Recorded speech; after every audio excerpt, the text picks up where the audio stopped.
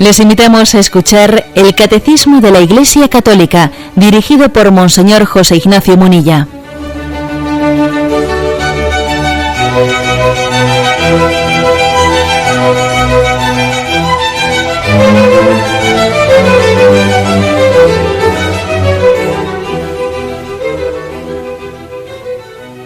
Un cordial saludo a todos los oyentes de Radio María. Un día más, con la gracia del Señor, proseguimos el comentario del Catecismo de nuestra Madre, la Iglesia. Vamos a explicar hoy, Dios mediante, los puntos 496 al 498, 3 puntos que tienen como título la virginidad de María. El primero de ellos, 496, dice así: desde las primeras formulaciones de la fe, la Iglesia ha confesado que Jesús fue concebido en el seno de la Virgen María únicamente por el poder del Espíritu Santo, afirmando también el aspecto corporal de este suceso. Jesús fue concebido, aquí viene un texto en latín, asque semine ex Spiritu Santo, esto es, sin elemento humano, por obra del Espíritu Santo. Los padres ven en la concepción virginal el signo de que es verdaderamente el Hijo de Dios el que ha venido en una humanidad como la nuestra. San Ignacio de Antioquía, a comienzos del siglo II, dice lo siguiente: estáis firmemente convencidos acerca de que nuestro Señor es verdaderamente de la raza de David según la carne, Hijo de Dios según la voluntad y el poder de Dios, nacido verdaderamente de una virgen. Fue verdaderamente clavado por nosotros en su carne bajo Poncio Pilato. Padeció verdaderamente, como también resucitó verdaderamente.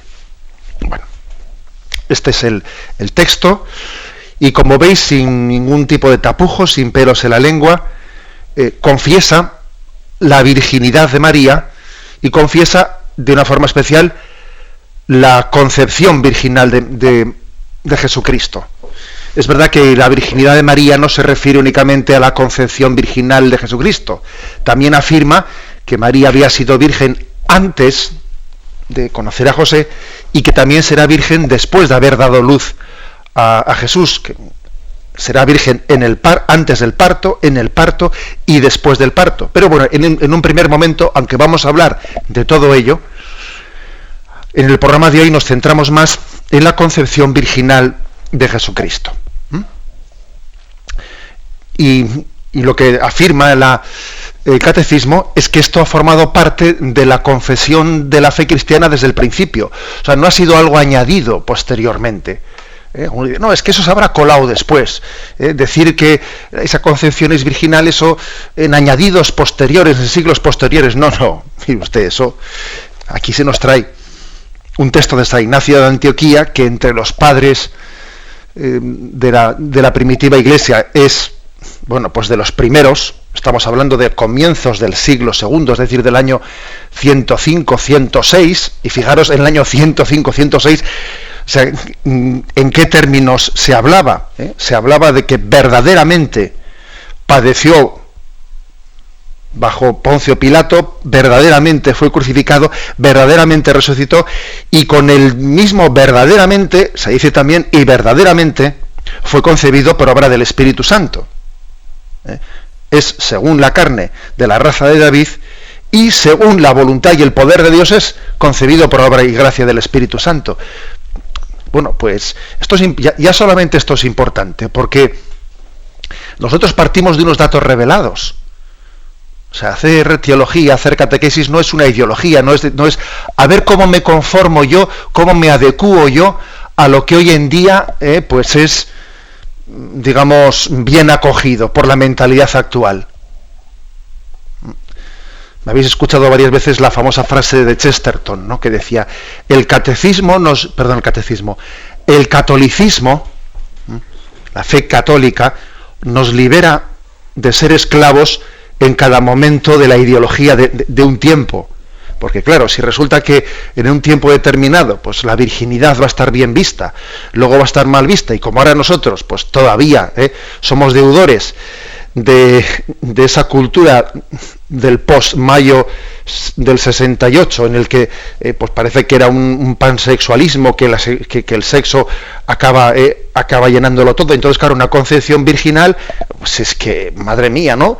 Acaba siendo como políticamente incorrecta. Es más, la sospecha es, no, eso de la virginidad de María, eso ha sido una influencia del puritanismo y del puritanismo de la Iglesia, te dicen, ¿no?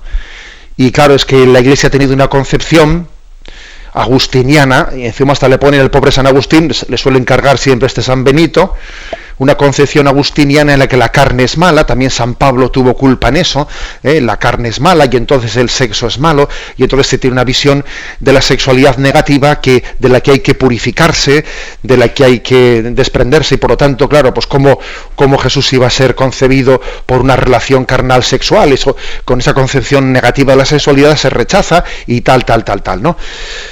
Y por eso la concepción virginal pues se ha introducido después pues como por rechazo a la sexualidad.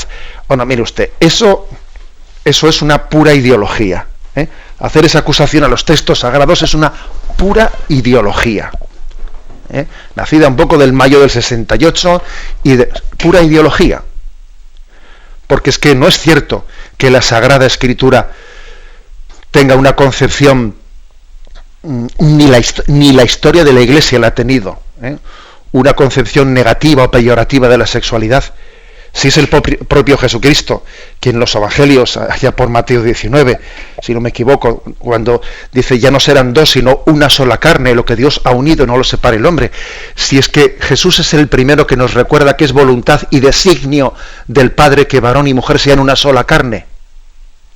O sea que ¿quién ha dicho que el cristianismo denosta la sexualidad? Pero bueno, pero ¿de dónde sale eso?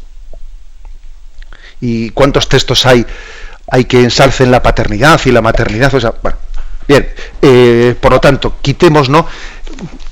Para hablar de este tema y para hablar, digamos, con un sentido, pues bueno, apegado y muy estrecho, con un vínculo muy estrecho a la revelación que recibimos de la Sagrada Escritura y de la tradición de la Iglesia. Para poder partir de la revelación hay que comenzar por quitarnos prejuicios, porque tenemos mucho prejuicio en nuestro tiempo, fruto del mayo del 68 o de esa revolución sexual o de ese pansexualismo en el que vivimos todavía, aunque también hay signos que parece que ya están agotando ese ciclo, pero obviamente estamos inmersos en él todavía. Bueno, la afirmación principal, ¿cuál es? Bueno, pues que tenemos esos textos desde el primer momento.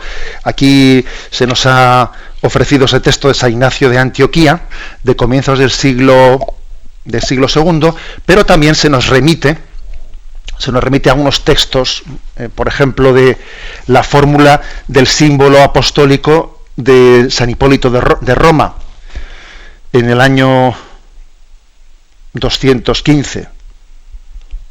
No, le he puesto el san indebidamente, me parece que no es Santo Hipólito de Roma.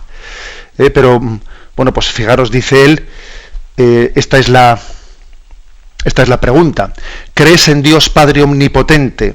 ¿Crees en Jesucristo, Hijo de Dios, que nació del Espíritu Santo y de María Virgen y fue crucificado bajo Poncio Pilato y murió y fue sepultado y resucitó al tercer día de entre los muertos y subió al cielo y está sentado a la derecha del Padre para venir a juzgar a vivos y muertos? ¿Crees en el Espíritu Santo y en la Santa Iglesia y en la resurrección de la carne?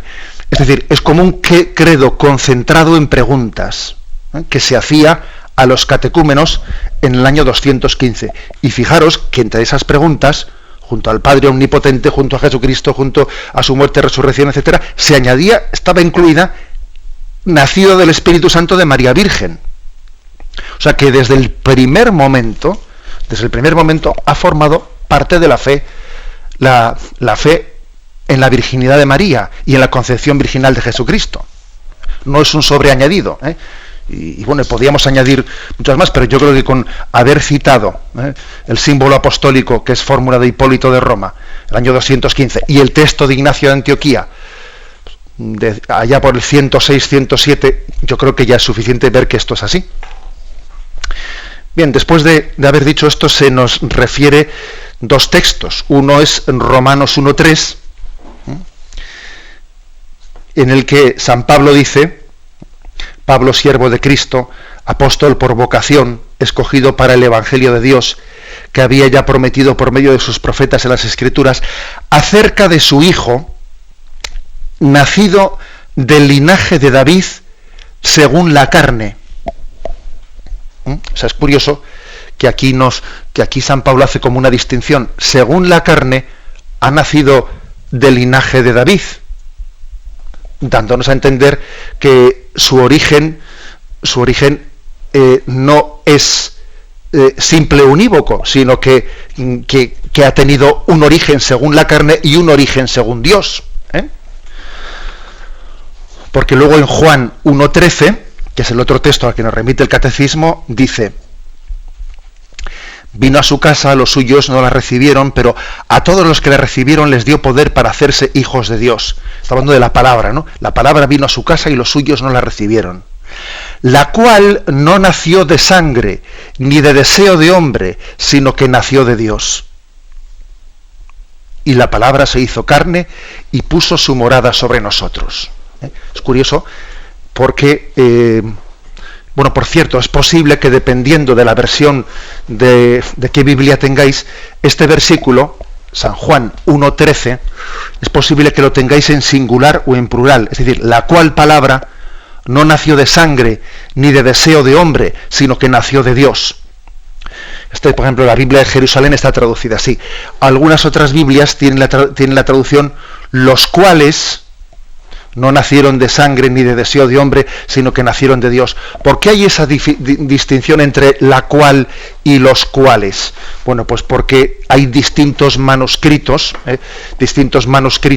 como digamos en aquel tiempo no existía la imprenta, también en las copias que existen, los amanuenses podían cometer alguna pequeña variación a la hora de copiar los originales del Antiguo Testamento. Entonces, digamos que existe una de las copias que además pertenece a los primeros siglos, si no me equivoco, ya al siglo II, que traduce en singular: la cual no nació de sangre, ni de deseo de carne, ni de deseo del hombre, sino que nació de Dios. Una traducción muy interesante, pues porque, claro, el Evangelio de San Juan, que no narra el nacimiento de Jesucristo, si la traducción correcta fuese la singular, estaría también el Evangelio de San Juan hablando del nacimiento de Jesús virginal, pues como San Lucas y como San Mateo hacen de una manera muy, muy profusa, ¿no? Bueno, obviamente no es ninguna incorrección el que las Biblias lo traduzcan en singular o en plural. La Iglesia da la aprobación eclesiástica a ambas traducciones, sea en singular o sea en plural. ¿Por qué? Pues porque existen manuscritos, algunos en singular y otros en plural, por lo cual la Iglesia, a la hora de aprobar una traducción bíblica, no va a entrar en la discusión de cuál era la traducción correcta, si la singular o la plural. Hay manuscritos, hay originales griegos en las dos versiones, luego las dos son correctas. Pero bueno, parece que aquí mismo también, el catecismo ha mentado Juan 1:13 en singular, que está en el prólogo del Evangelio de San Juan. La palabra se hizo carne y habitó entre nosotros, y dice: la cual palabra, es una traducción potente, ¿no? La cual no nació de sangre ni de deseo de hombre, sino que nació de Dios. Que traducida así singularmente, como tenemos traducciones, ¿no?, del siglo II, del siglo III, estaría también el Evangelio de San Juan afirmando explícitamente la virginidad, la concepción virginal de Jesucristo. Porque hay que decir que una de las pegas que se ha solido poner es que únicamente son el Evangelio de San Mateo y el Evangelio de San Lucas, ¿no?, los que cuentan el nacimiento virginal. Es que San Marcos y San Juan no cuentan eso. Bueno, tampoco San Juan cuenta pues la institución de la Eucaristía. No todos los evangelios lo cuentan todo, pero fijémonos dos detalles. Los evangelios que no cuentan la infancia de Jesús, que son San Juan y San Marcos, hay que decir que es que no cuentan nada de la infancia. Por lo tanto, no es que no digan la concepción virginal, es que tampoco dicen el nacimiento de Belén, etcétera. Es decir, que han comenzado su relato ya en la vida adulta, no lo han comenzado en la infancia. En segundo lugar, el Evangelio de San Marcos, si bien es cierto que no cuenta la infancia de Jesús, siempre le llama a Jesús el hijo de María. Nunca le llama el hijo de José. Fíjate tú qué casualidad. Y en tercer lugar, el Evangelio de San Juan, que también comienza el relato de Jesús ya con las bodas de Caná y con San Juan Bautista y el bautismo en el Jordán, etcétera, y que comienza la vida adulta. Es verdad que no comenta nada de la infancia, pero fijaros este texto, que acabo de subrayarlo, el de Juan 1:13, como dice: la palabra se hizo carne, la cual no nació de sangre ni de deseo de hombre, sino nació directamente de Dios. Por lo tanto, tenemos los datos bíblicos que nos hablan claramente de esa concepción virginal. Pero bueno, todavía no nos hemos metido en los textos principales, que son los de Mateo y los de Lucas, que veremos ahora a continuación después del programa Catecismo de la Iglesia Católica, con Monseñor José Ignacio Munilla. Pasamos al punto 497, que dice: los relatos evangélicos, Mateo 1, 18, 25 y Lucas 1, 26, 38, presentan la concepción virginal como una obra divina que sobrepasa toda comprensión y toda posibilidad humanas. Lo concebido en ella viene del Espíritu Santo, dice el ángel a José a propósito de María, su desposada. La Iglesia ve en ello el cumplimiento de la promesa divina hecha por el profeta Isaías, que decía en el Antiguo Testamento: he aquí que la Virgen concebirá y dará a luz un hijo, que era una profecía del Antiguo Testamento, Isaías 7:14. He aquí que la Virgen concebirá y dará a luz un hijo. Bueno, los relatos evangélicos más claros que tenemos son estos dos. Mateo 1, 18, 25, que fijaros cómo comienza diciendo, para mí la frase primera es muy importante. Dice: la generación de Jesucristo fue de esta manera. Dos puntos. Bueno, es que más claro no lo puede decir. La generación de Jesucristo fue de esta manera. O sea, que es que nos va a explicar cómo fue. Por eso, cuando comenzamos con cosas, no, es que esto es un genio literario, esto es una forma de hablar. Oiga, como una forma de hablar. Nos dice que nos va a decir el cómo. No solo el qué, sino la forma en la que aconteció. Lo digo porque es que hace falta ir con muchas ideologías para leer estos textos y no abrirse a su contenido, y para ir diciendo: no, esto es una forma de entender, no se refiere a una virginidad física, se refiere a una virginidad espiritual. Bueno, pero ¿usted de dónde saca eso? ¿Hay algún texto concreto, hay algún versículo de la palabra de Dios que a usted le autorice a decir que la virginidad no hay que entenderla en sentido físico, sino en sentido espiritual? No, hay que sentirla, hay que entenderla en el sentido integral de la palabra, que será físico y espiritual. Bueno, repito porque es que quería subrayar la claridad con la que comienza la exposición, ¿no? La generación de Jesucristo fue de esta manera. Dos puntos. Su madre, María, estaba desposada con José, y antes de empezar a vivir juntos, se encontró encinta por obra del Espíritu Santo. Su marido José, como era justo y no quería ponerla en evidencia, resolvió repudiarla en secreto. Así lo tenía planeado cuando el ángel del Señor se le apareció en sueños y le dijo: José, hijo de David, no temas tomar contigo a María, tu mujer, porque lo engendrado en ella es del Espíritu Santo. Dará a luz un hijo, y tú le pondrás por nombre Jesús, porque él salvará a su pueblo de sus pecados. Todo esto sucedió para que se cumpliese el oráculo del Señor por medio del profeta: ved que la Virgen concebirá y dará a luz un hijo y le pondrá por nombre Emmanuel, que traducido significa Dios con nosotros. Despertado José del sueño, hizo como el ángel del Señor le había mandado y tomó consigo a su mujer. Y no la conocía hasta que ella dio a luz un hijo y le puso por nombre Jesús. O sea, fijaros que en ese texto de Mateo hay continuas referencias, no es únicamente un versículo en el que lo afirme.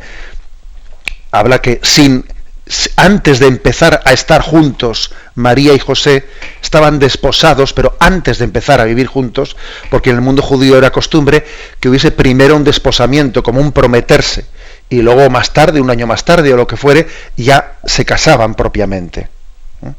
Estaban desposados, pero todavía no estaban casados. Y las relaciones plenas sexuales no se tenían en el tiempo del desposorio, sino hasta llegado el momento del matrimonio. Por eso dice explícitamente, antes de empezar a estar ellos juntos, se encontró encinta por obra del Espíritu Santo.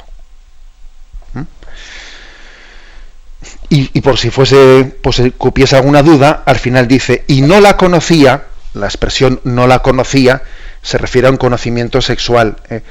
No había conocido a la mujer, es una expresión en la Sagrada Escritura que dice no había tenido con ella, se refiere al conocimiento profundo que supone la relación sexual. No la conocía hasta que ella dio a luz un hijo. O sea, no la había conocido en ese momento. Bien.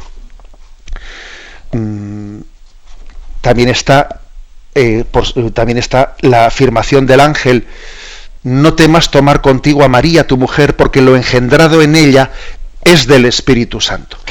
Lo que plantea este texto es como las dudas de José. A la hora de interpretar en qué consisten las dudas de José, bueno, la tradición de la Iglesia, por una parte ha hecho una explicación, pues quizás la más obvia, la de que José entendiese que María, pues incomprensiblemente para él, pero que María había sido infiel, y entonces diciendo, bueno, esta mujer si está encinta, ¿con quién ha tenido relación? Y entonces José, ante tal bochorno, por otra parte dice, pero esta mujer es tan santa y tan buena que yo no puedo dudar de ella. Y entonces, ante tal conflicto, pues decide repudiarla en secreto, pero sin denunciarla públicamente. Esa es una interpretación. Y la otra interpretación es la siguiente, pues es pensar que María obviamente le habría comunicado a José que había sido objeto de ese anuncio por parte del ángel y que había sido elegida pues para concebir por obra y gracia del Espíritu Santo, y por lo tanto a José no le entraban dudas. Yo particularmente siempre me he inclinado a esta segunda interpretación porque, no sé, me parece que difícilmente María iba a no decirle nada a José. Lo lógico es que le comunicase aquello, y que José igual también podría tener su lucha interior de decir, bueno, pues si tal es así, si esta María con la que yo estoy desposado ha recibido por parte de Dios pues este anuncio, yo aquí qué pinto, ¿no? Yo no estoy sobrando aquí. Dios tiene un designio con ella en el que yo estoy sobrando. Luego voy a repudiarla en secreto. Estamos desposados, todavía no estamos casados, me voy a retirar yo. Parecería que esa es la explicación, ¿no? Por la que después el ángel se le aparece a José y le dice, no temas tomar a ese niño como padre, y no temas tomarla a ella como esposa, porque aunque ciertamente no está concebido por obra y gracia del Espíritu Santo, tú le pondrás por nombre Jesús. Es decir, tú vas a recibir una encomienda de ser padre, un padre en la sombra, para entendernos. Claro, la presencia de José ahí era muy importante, porque la profecía decía que el Mesías nacería de la estirpe de David, y María no era de la estirpe de David. De la estirpe de David era José. Con lo cual, el que José hiciese de padre legal, entre comillas, pues era muy importante, entre otras cosas porque en el mundo judío el padre es el que da el nombre. Luego, eso supone el cumplimiento de la profecía de que el Mesías nacería de la estirpe de David. Bueno, como veis, por tanto, es un texto muy definitivo, al que se acompaña este otro, Lucas 1, 28, 38. Al 6º mes fue enviado por Dios el ángel Gabriel a una ciudad de Galilea llamada Nazaret, a una virgen desposada con un hombre llamado José, de la casa de David.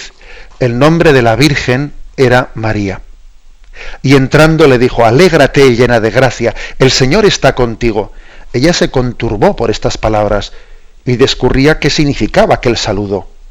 El ángel le dijo: no temas, María, porque has hallado gracia delante de Dios. Vas a concebir en tu seno y darás a luz un hijo, a quien pondrás por nombre Jesús.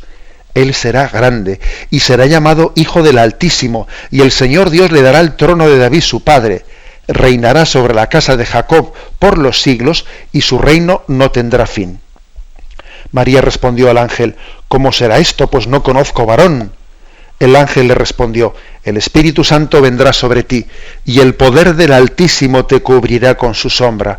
Por eso el que ha de nacer se llamará Santo y será llamado Hijo de Dios. Ahí tienes a tu pariente Isabel, que ha concebido un hijo en su vejez, y ya está de 6 meses aquella que llamaban estéril, porque para Dios nada hay imposible. Dijo María: he aquí la esclava del Señor, hágase en mí según tu palabra. Y el ángel, dejándola, se fue. ¿Qué añade este texto con respecto a Mateo? Bueno, en el texto de Mateo se habla de esa lucha interior de José, que no se habla en Lucas, de ella se habla en Mateo, pero aquí más bien se nos narra la lucha interior de María. En Mateo se narra la lucha interior de José, de tomar a María como esposa, pero aquí más bien se habla como de la lucha interior de María. Pero ¿cómo será eso si no conozco varón? ¿Cómo será eso? María se queda impactada, se queda impactada de ese anuncio. Ya comenté en algún programa anterior que esa frase de María, ¿cómo será eso? Pues no conozco varón, parece dar a entender, es una cuestión que no forma parte obviamente, ¿no?, del dogma de la Iglesia, pero parece dar a entender que María y José tenían algún tipo de decisión de vivir juntos en virginidad, porque, en fin, si el ángel le dice concebirás, pues ella podía pensar, hombre, pues será con José, con que estoy desposada y me voy a casar dentro de unos meses, pues concebiré de él. Pero el hecho de que María diga en ese momento, pero ¿cómo será esto si no conozco varón?, parece sugerir que José y María tenían, ¿no?, pues una vocación, una elección de Dios de vivir virginalmente, aun unidos en esa especie de tutela exterior legal de ser matrimonio. Cosa no rara, desde luego, cosa no inverosímil, sí rara en el sentido de que no era frecuente, pero no era inverosímil, porque en aquel tiempo únicamente tenemos noticia de que la virginidad desde luego no era bien vista en el mundo judío, porque el mundo judío decía: cuantos más hijos tengas, más bendecido estás por Dios. O sea, la fecundidad era un signo de Dios, con lo cual fijaros, era algo excepcional lo de María y José, algo excepcional, porque en el mundo judío lo lógico era que cuantos más hijos, más te ha bendecido Dios.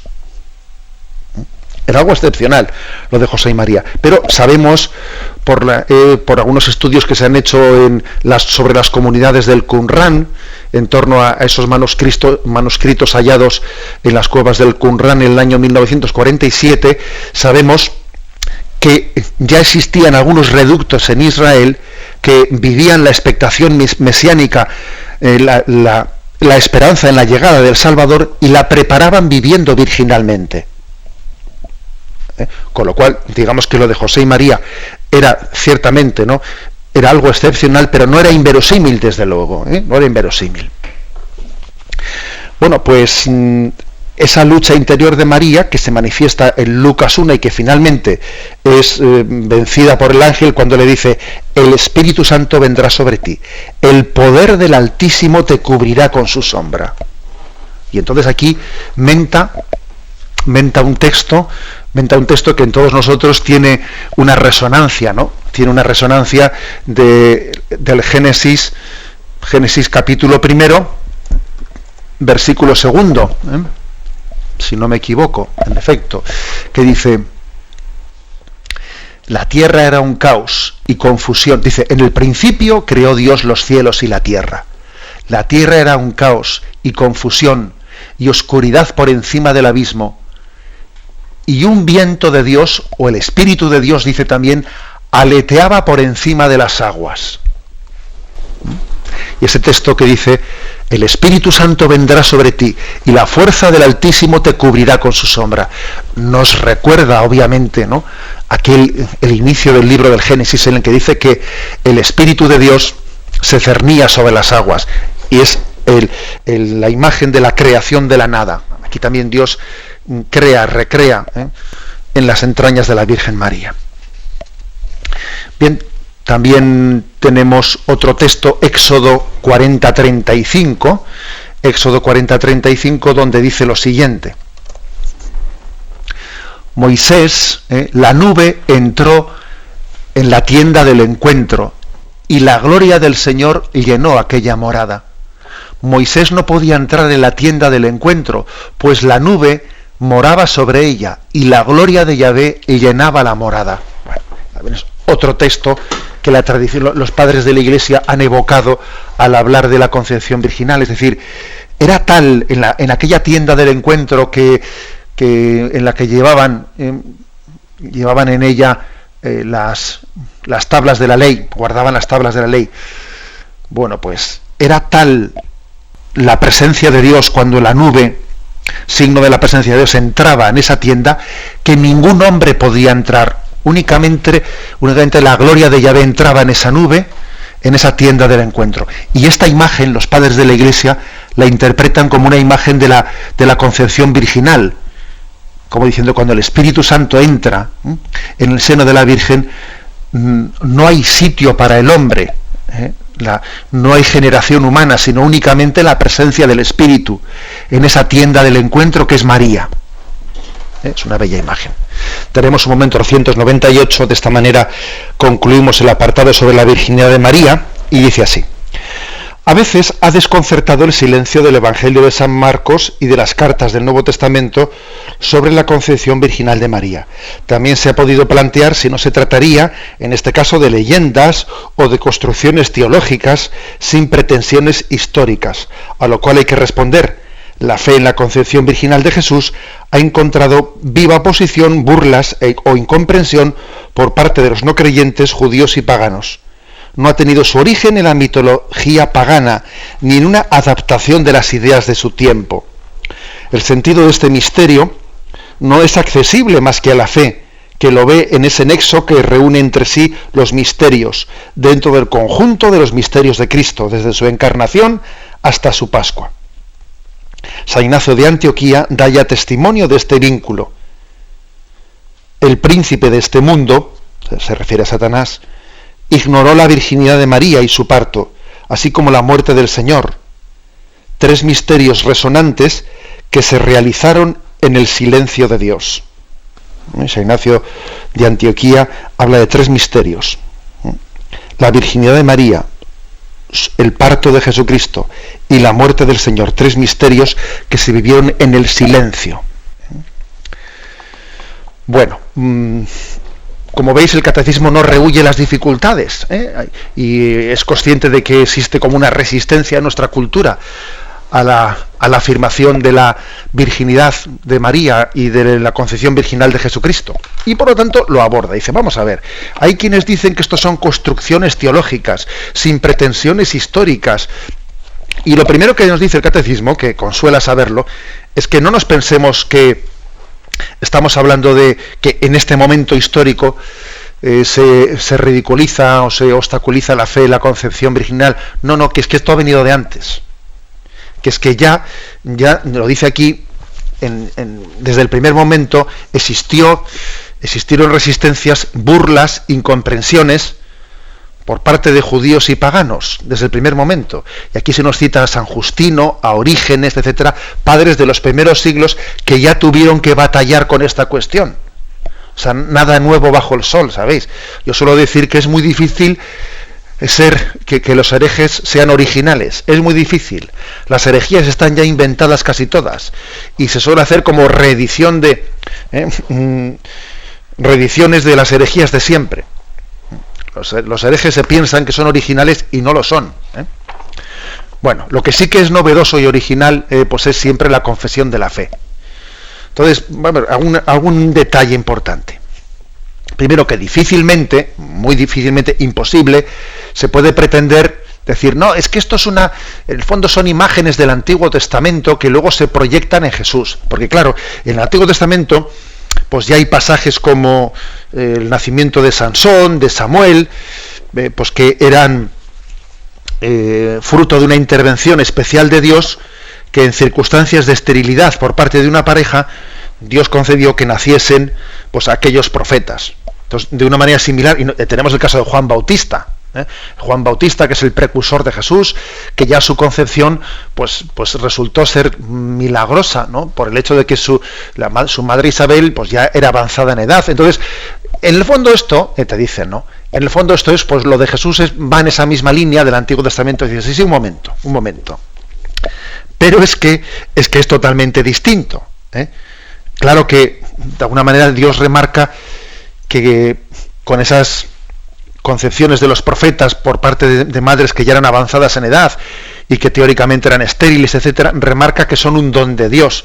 Pero es que decir que el nacimiento de Jesucristo, que la concepción virginal de Jesucristo se reduce a esto, es ignorar que difícilmente desde un ambiente judío se podía inventar una cosa así, porque para un judío el que no existiesen relaciones,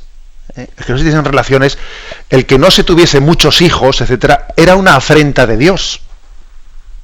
Era una afrenta.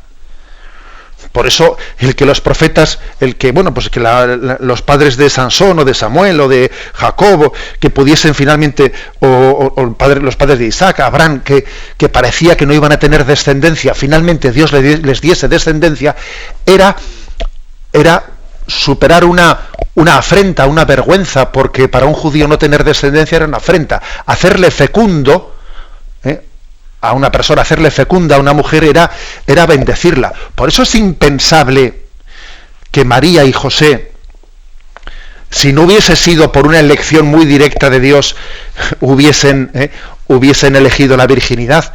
O sea, en el ambiente judío, desde luego, lo último es la virginidad. Es que es lo último. O sea, cuantos más hijos, más bendecido por Dios. Con lo cual, pensar que en un ambiente judío se haya podido inventar la virginidad de María y de José, vamos, eso es impensable. En un ambiente judío eso es inimventable. Es lo último que se le ocurriría inventar a un judío. Con lo cual no digamos que esto, claro, es que esto ha nacido de un ambiente judío. No es verdad. Es cierto que María y José están injertados en toda la tradición judía, pero la superan ampliamente. O sea, es una novedad absoluta. Bueno, esto por una parte. Luego también a veces se ha dicho, no, es que también existen pues unas ciertas concomitancias pues con la mitología griega. La mitología griega, que también habla de cómo los dioses a veces pues se han unido sexualmente, los dioses, con una mujer, y entonces una mujer se ha unido con los dioses. Eso también forma parte de la mitología griega, ¿no? Pero vamos a ver, hacer esa comparación está fuera de juego, porque a un israelita le resulta imposible imaginarse una unión marital entre Dios y una mujer humana. Le resulta imposible imaginarse tal cosa. El monoteísmo de Israel, la concepción que tiene de la trascendencia de Dios y de la espiritualidad de Yahvé, que Dios es espíritu puro, a un judío le resulta totalmente inaceptable la unión de Yahvé con una mujer. O sea que pretender proyectar las mitologías griegas en esto, mire usted, no tiene nada que ver. No me mezcle lo que es inmezclable. Hay, por lo tanto, una originalidad, una originalidad que hace que podamos afirmar que desde luego no es de recibo el que se diga que se trata de una especie de proyección en el Nuevo Testamento de lo que los judíos o los mitos griegos decían. No es verdad. Uno compara las cosas y ve que no es comparable, no es proyectable una cosa con la otra. Otra dificultad que a veces se suele referir. Bueno, vamos a ver, y ese término del Hijo del Hombre, que también existe en el Nuevo Testamento, cuando en el Nuevo Testamento se habla de que el Hijo del Hombre, eso no puede hacer referencia a que Jesús, si a Jesús le llaman el Hijo del Hombre, se pueden referir a que es el hijo de José. Bueno, pues mire usted, la verdad es que en absoluto, cuando uno ve cuál es el contexto en el que nace el término del Hijo del Hombre, se da cuenta de que es verdaderamente muy distinto. El término del Hijo del Hombre está tomado del Antiguo Testamento, del libro de Daniel, capítulo 7, versículo del 9 al 14, que dice, es una visión, entonces tanto en el libro de Daniel como en el libro de Ezequiel existe un género apocalíptico que en un contexto de visión se dice: mientras yo contemplaba, se aderezaron unos tronos y un anciano se sentó, su vestidura blanca como la nieve, los cabellos de su cabeza puros como la lana, su trono llamas de fuego, con ruedas de fuego ardiente. Un río de fuego corría y manaba delante de él, miles de millares le servían, miriadas de miriadas estaban en pie delante de él. El tribunal se sentó y se abrieron los libros. Miré entonces, atraído por el ruido de las grandes cosas que decía el cuerno, y estuve mirando hasta que la bestia fue muerta y su cuerpo destrozado y arrojado a la llama del fuego. A las otras bestias se les quitó el dominio, si bien se les concedió una prolongación de la vida. Y entonces vi al Hijo del Hombre venir entre nubes en un carro de fuego. Bueno, quiere decir que el contexto de la expresión Hijo del Hombre, desde luego, en el Antiguo Testamento no es en absoluto un contexto que haga referencia a la carnalidad del Mesías, sino más bien a un origen trascendente. Las palabras hay que, para conocer lo que verdaderamente quieren decirnos, hay que verlas en el contexto en el que han sido pronunciadas, ¿no? Y en el Antiguo Testamento la imagen Hijo del Hombre, tal y como en Daniel y en Ezequiel, etcétera, es utilizada, hace una referencia al Dios que revela, que se descubre en forma humana. Al Dios que se adapta a nuestra condición humana para venir de lo alto, es decir, nos habla de que viene en medio de las nubes, se acerca.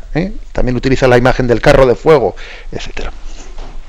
Bien, mañana continuaremos el próximo día en esta explicación de las objeciones que suelen ponerse contra la virginidad de María, etcétera, pero hoy lo dejamos habiendo llegado ya del 496 al 498, porque el próximo día continuaremos diciendo María la siempre Virgen, pero de momento hoy concluimos ya y damos paso a la intervención de los oyentes. Podéis llamar para formular vuestras preguntas al teléfono 917-107-700. 917-107-700. Hablamos con Carmen de Madrid. Adelante, Carmen. Mire, yo no es que tenga duda, pero hay una palabra en lo que usted ha hablado hoy, que dice que San José no conocía a la Virgen hasta después de nacido el niño. Entonces ese hasta en nuestro lenguaje castellano es como que se termina ese proceso que se ha hablado antes. O sea que no es duda, pero sí que me sorprende esa preposición. De acuerdo. Bien, la verdad es que es cierto que igual teníamos que buscar en griego exactamente, estamos hablando de Mateo 1:25, y dice, y no la conocía hasta que ella dio a luz un hijo y le puso por nombre Jesús. Bien, es cierto que podría, o sea, si cogemos exclusivamente este texto, pues podría ser interpretado de esa manera que dice usted. Hasta entonces no, pero después sí. Bueno, pues como en el próximo programa explicaremos, también hay textos que hablan de la virginidad perpetua de María, no únicamente que fue virgen antes y en la concepción de Jesucristo, sino también después de, o sea, nuestra fe en la virginidad de María es perpetua. Pero tiene usted razón que, claro, que si uno cogiese, ¿no?, exclusivamente ese texto podría sacarlo de contexto, pero está claro que aquí lo que se quiere decir es que es un hecho que María concibió sin que José hubiese tenido con ella en relación carnal, sin que lo hubiese tenido, sin que hubiese tenido hasta ese momento, pero claro, sin pretender que la palabra hasta sea después sí, no. Como digo, hay que completar ese texto con otros que posteriormente también se afirman. Damos paso al siguiente oyente. Buenos días. Hola, buenos días. Mi nombre es Juan y llamo desde Madrid. Adelante, lo escuchamos. María era prima de Isabel y seguro que por relaciones familiares entonces Jesús y Juan Bautista se debían de conocer y de jóvenes debían de haber estado jugando juntos y tener, pues, no sé, experiencia juntas como tengo yo con mis primos, ¿no? Uh-huh. Y ¿por qué luego se extrañó tanto al ver a Jesús en el momento del bautizo? Muchas gracias. Vale, vamos a ver. Es curioso que en ese texto del bautismo, el río Jordán, después cuando da un poco, como el relato dice Juan Bautista, yo no le conocía, lo dice por 3 veces, yo no le conocía. Obviamente, como ha dicho el oyente, tenía que conocerle humanamente hablando. Lo que ocurre es que Juan Bautista todavía no había recorrido todo ese recorrido de fe de descubrir en su primo al enviado de Dios. Por eso dice yo no le conocía, porque el conocimiento de Jesús todavía había sido externo, había sido superficial. Yo alguna vez he pensado, si es fuerte reconocer para nosotros, ¿no? Si es fuerte reconocer en Jesús de Nazaret al Hijo de Dios hecho hombre, más fuerte tuvo que ser eso para los coetáneos con él, los que vivieron con él, los que le habían tenido como un compañero más, como un primo con el que juego, como un compañero de clase. O sea, todavía tiene que ser más fuerte ese reconocimiento de fe para quien le ha visto en la vida ordinaria y ha visto, pues es un chico majo, pero un chico normal, ¿no? Algo así le tuvo que pasar a Juan Bautista, ¿eh? Por eso insiste en ese yo no le conocía y se impresiona de ver que ese primo suyo con el que él había compartido pues alguna parte de su infancia, no sabemos cuánta, pues se manifieste como la plenitud de la revelación de Dios. Damos paso a un siguiente oyente. Buenos días. Buenos días. Sí. Me llamo Justi, llamo desde Madrid. Adelante. Y mi pregunta no es con el tema de hoy, sino que hace unos días habló usted de los sacrilegios, que hay muchos sacrilegios, que no solo está en robar el sagrario o en romper una imagen, sino que hay muchos sacrilegios. Mi pregunta es la siguiente. Conozco a vecinos de vivir codo con codo y vamos, que los conozco bien, que no pisan jamás la iglesia, que si hay que hablar mal de ella y de los curas, son los primeros. Y ayer, sin ir más allá, ha habido que se ha muerto una vecina a un funeral y han ido a comulgar algunos. De verdad, es que me puse, que me afectó hasta el estómago, se me quitaron las ganas de cenar, no podía. Porque yo digo, si a lo mejor hace desde que se casaron 40 años o más, que no han confesado ni frecuentan la iglesia, ¿eso no es un sacrilegio meter al Señor en su interior, en su corazón? Pues mire usted, la verdad es que habría que distinguir quizás, ¿no?, entre lo que objetivamente es y quizás el grado de culpabilidad que ellos tengan a nivel subjetivo, porque es posible que sus vecinos hayan hecho eso, pues bueno, pues sin conciencia de que ciertamente comulgar de esa manera, pues es que en sí, objetivamente hablando, es un sacrilegio.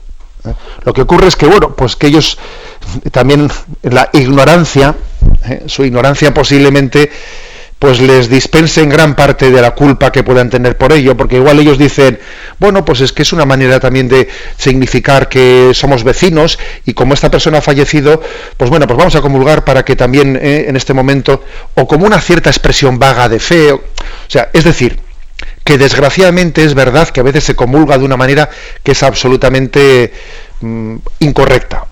Incorrecta.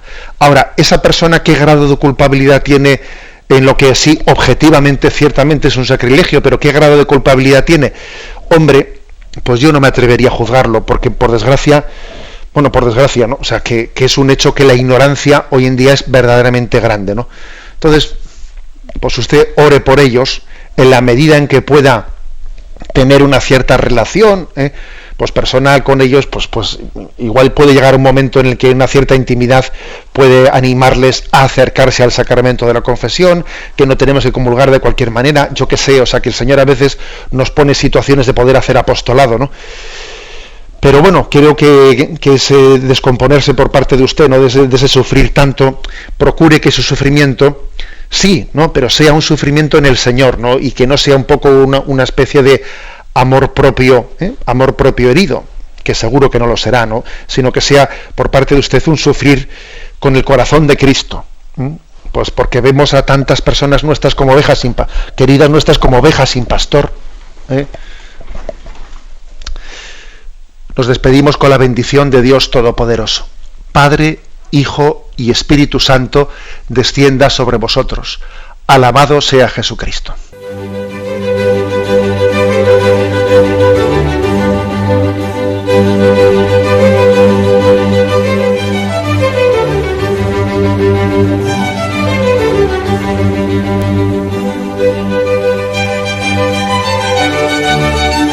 Han escuchado en Radio María el Catecismo de la Iglesia Católica, un programa dirigido por Monseñor José Ignacio Munilla.